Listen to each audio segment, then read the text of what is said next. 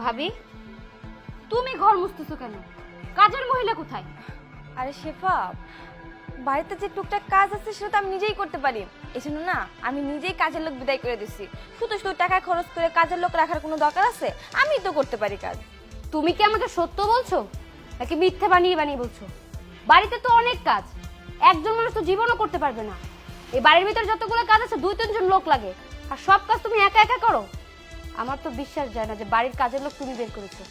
সত্যি করে বলো তো, কাজের লোক কি তুমি বের করেছো নাকি মা বের করেছে? দেখো শেফা, অনেক কষ্ট করে আসছো রোদের মধ্যে, এখন তুমি রুমে চলো, রেস্ট করো, তারপর তোমার সাথে কথা বলবো। না ভাবি, এখন আমি রেস্ট করব না। আমি কিন্তু বুঝতে পারছি তুমি আমার কাছে কিছু একটা লুকাচ্ছ। আমি কিন্তু আমার মাকে অনেক ভালো করেই চিনি। আমার মা হচ্ছে লাখপতি, কিন্তু সে নিজেকে কোটিপতি মনে করে। তোমার চোখ মুখ দেখে কিন্তু সবকিছু বোঝা যাচ্ছে তুমি কিন্তু মিথ্যা কথা বলছো। সত্যি করে বলো, কাজের লোক কে বিদায় করেছে? তুমি ঠিকই ধরছো, মা বিদায় করে দিচ্ছে। মা আমাকে বললো যে আমি থাকতে কাজের লোক রাখার কি দরকার, টাকা পয়সা খরচ করে, এই জন্য উনি বিদায় করে দিছে। শেফা বোন, প্লিজ তুমি এই কথাগুলো মারে বইলো না, তাহলে মা জানতে পারলে আমার উপর অনেক অত্যাচার করবো।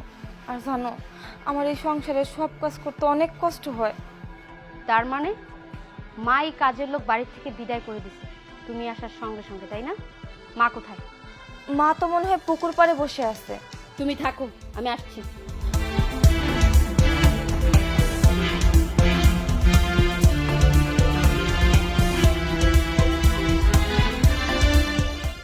এই পুকুরে 10 মণ মাছ ছাড়বা আর 1 গাড়ি ফিট আনবা, ঠিক আছে? আরে এটা তুমি কি বলছো? এত বড় পুকুর, আরে 15 মণ মাছ লাগবে। তোমাকে বলছি না যে আমার ওপর কোনো মাপ বের করবা না? আমি বুঝি না, আমার থেকে বেশি বুঝো। মা, তোমাদের ঝগড়াটা একটু বন্ধ করো, আমার কথা শোনো। বাসার কাজের লোকগুলো কোথায়? কেন বিদায় করে দিছে? কাজের লোক বিদায় করে দিত মানে? বাসায় এতগুলো কাজ, সব কাজের লোক যদি বিদায় করে দাও তাহলে বাসার কাজগুলো কে করছে? কেন? বৌমা মানে তোর ভাবি। বৌমা থাকতে আমি কেন অনর্থক টাকা দিয়ে কাজের লোক রাখবো? এজন্য বিদায় করে দিছি। ও তাই বুঝি, অনার্থক রাখছো কাজের লোকগুলোকে।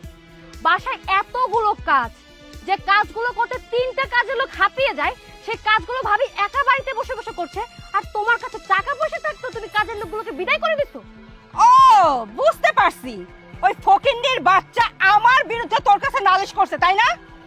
আজকে তোর রেহাই নাই, আজকে কেউ আমার হাত থেকে ওকে বাঁচাতে পারবে না।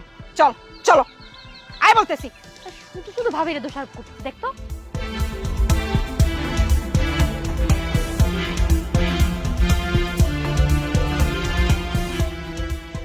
এই ফকিন্নির বাচ্চা, ওঠ ওঠ বলছি।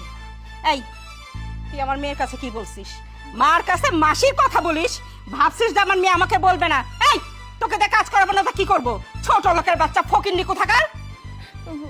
মা আমি তো কিছুই বলি নাই। কিছুই বলিস নেই?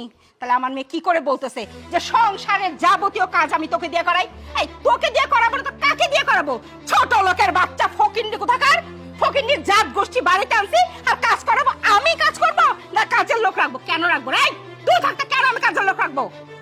দেখো রোমেলের মা, তুমি রোজ রোজ বৌমার গায়ে হাত তোলো। দেখো, মানুষের কিন্তু একটা সহ্যের সীমা আছে। বৌমা যদি কোনো সময় তোমার গায়ে হাত তোলে, তাহলে তোমার সম্মানটা কোথায় থাকবে?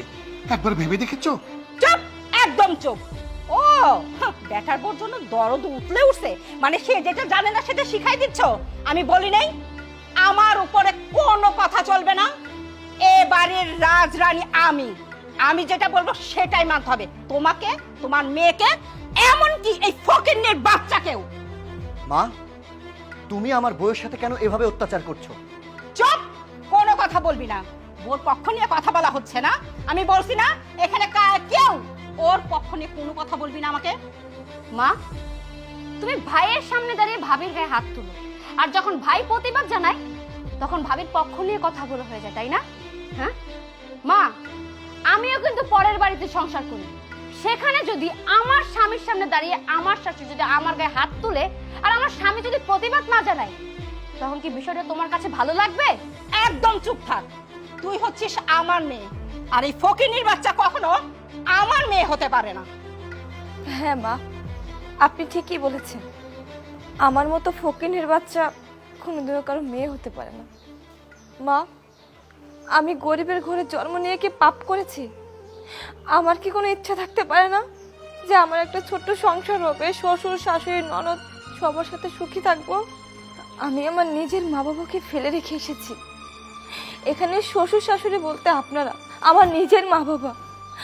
আমার ইচ্ছে করে আপনাদের সাথে ভালোভাবে সংসার করতে, হাসি খুশিভাবে থাকতে, কিন্তু এই বাড়িতে এসে আমি বৌমা হতে পারিনি, হয়েছি চাকরানি।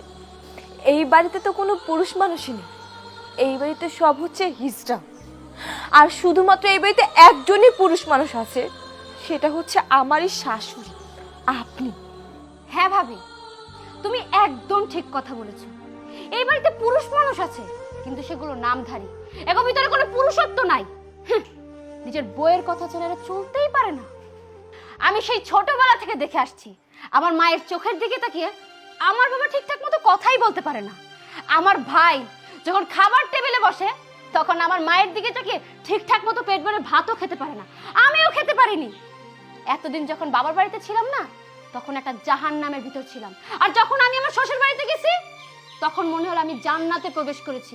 কারণ এই বাড়িটা না আমার মা জাহান্নাম করে রেখেছে। ভাইজান, আমি জানি তুমি মাকে অনেক ভালোবাসো, মায়ের কথা ছাড়া তুমি চলতেই পারো না। তাই বলে এই নয় তোমার সামনে তোমারই মা তোমার বউকে অত্যাচার করবে আর তুমি তা মুখ বুজে সহ্য করবে। দেখো, তুমি একজন পুরুষ মানুষ, নিজের পুরুষত্ব দেখাও।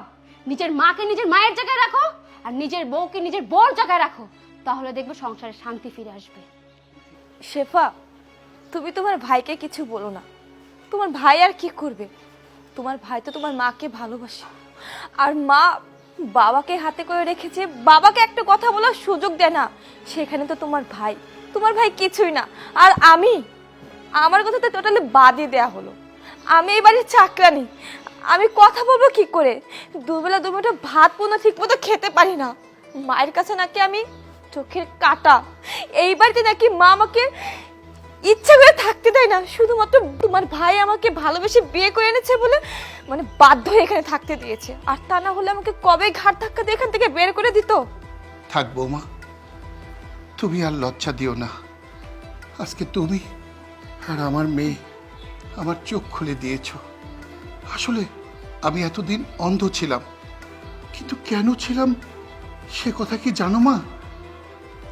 আমি যখন বিয়ে করে নিয়ে আসলাম, তোমার শাশুড়ি প্রথম থেকেই এরকম ছিল। আমার মা খুব দূরদর্শী মহিলা ছিলেন। উনি আমার হাত ধরে বললেন, বাবা, বউ যেমনই হোক আমাদের পরিবারের বউ, ওকে তো বের করে দেওয়া যাবে না, বরং তুমি চুপ থেকো, তুমি কোনো কথা বলো না। মাকে দেওয়া সেই ওয়াদা যে আমার সংসারকে জাহান্নাম পরিণত করবে, আমি বুঝতে পারিনি মা, বিশ্বাস করো, আমি বুঝতে পারিনি। এরপর দিনের পর দিন এই মহিলার পৈশাচিক অত্যাচার আমি সহ্য করেছি, আমার ছেলেমেয়েরা সহ্য করেছে। আমার মেয়ে ঠিকই বলেছে, আমার ছেলেমেয়েরা ভালো করে খেতেও পারে না। আমি কোনোদিন সত্য হলেও সে কথা আমি বলতে পারি না।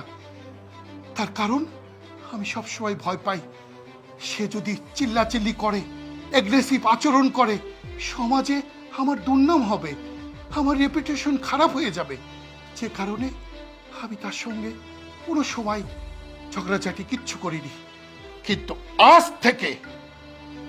থেকে আমার সংসারে আমি যা বলবো তাই হবে। এই মহিলার কোনো কথা আর এই বাড়িতে চলবে না। যদি সে না থাকতে পারে, এরপর সে চলে যাবে। আমি এখন আর আমার মার ওয়াদা আর আমি রাখতে পারবো না। বাবা, তুই একটা ভালো কাজ করেছিস, একটা সাধারণ পরিবারের মেয়ে নিয়ে এসেছিস। কত সুন্দর আমার বৌমা, নম্র, ভদ্র, সুশীল। আমি বৌমার এই রূপের কথা কখনো বর্ণনা করতে পারিনি। আমার মেয়ে আজ প্রতিবাদী হয়েছে, আমার মেয়ে আমার চোখ খুলে দিয়েছে। হ্যাঁ, ও সেই মেয়ে, ও দারিদ্র বোঝে, ও অভাব বোঝে, ও সংসার কিভাবে মেনটেন করতে হয় ও সেটা বোঝে। এই পৈশাচিক মহিলার মতো না, যে শুধু নেতৃত্ব দিতে জানে কিন্তু নেতৃত্বের গুণবলী ওর ভিতরে নেই। ওর ভিতরে শিক্ষা নেই, মনুষ্যত্ববোধ নেই, ও পাষণ্ড। তবে বাবা, তোরে একটা কথা বলি, আমার বৌমা অনেক ভালো। আমি জানি তুই জীবনে কখনো কষ্ট পাবি না। আজ 32টা বৎসর সে আমাকে যেভাবে নির্যাতন করেছে, আমার বিশ্বাস আমার মা লক্ষ্মী কখনো তোর সঙ্গে এরকম ব্যবহার করবে না। তুই তুই সুখে থাকবি। এই মহিলা যদি ভালো না হয়, এ বাড়ি থেকে আমি বেরিয়ে যাব। হ্যাঁ বাবা, তুমি ঠিক কথা বলেছ। মা, তুমি যেহেতু এই সংসার নিয়ে রাজত্ব করতে চাচ্ছ না, আমরা যেহেতু তোমার কাছে বোঝা হয়েছি, তোমার বৌমা যেহেতু তোমার কাছে এখন খারাপ একটা মেয়ে যাকে তুমি সহ্য করতে পারছো না, থাকো তুমি এর স্বর্গ নিয়ে। আমরা চলে যাচ্ছি এখান থেকে। তুমি অন্তত ভালো থাকো তোমার এই সুখের স্বর্গ নিয়ে। চলো। না না বাবা, তোরা সবাই চলে যাস না। তোরা সবাই চলে গেলে আমি কি করে এত বড় বাড়িতে থাকবো, এই সংসার করব? আসলে আমি আমার ভুল বুঝতে পারছি। একা কখনো ভালো থাকা যায় না। আমি এতদিন যা করেছি, সত্যি বৌমার উপর অনেক অন্যায় করেছি, আমি ভুল করেছি। আমি আর কখনো এরকম করব না। আর তোমাকেও বলছি, আমি আর তোমাকেও মানে তোমার সাথেও কোনো খারাপ ব্যবহার করব না। আমি এখন থেকে তোমাকে স্বামীর মর্যাদাই দেব। কখনো তোমার সাথে ঝগড়া ফ্যাসাদ করব না। তারপরে তোমরা যেও না। আমাকে ক্ষমা করে দাও বাবারে, আমার ক্ষমা করে দে। বৌমা, তুমি তো আমার মেয়ের মতো না। মা অন্যায় করলে মেয়ে বুঝি ক্ষমা করে না? মেয়ে কি মাকে ছেড়ে চলে যায় বলো? তুমি কি আমাকে ছেড়ে চলে যাবে? না মা, আপনার কাছে ক্ষমা চাইছেন কেন? ক্ষমা চাওয়ার কোনো দরকার নাই। আচ্ছা হয়েছে, আমি দূর থেকে আসছি, এবার আমাকে একটু নাস্তা পানি দাও। আচ্ছা।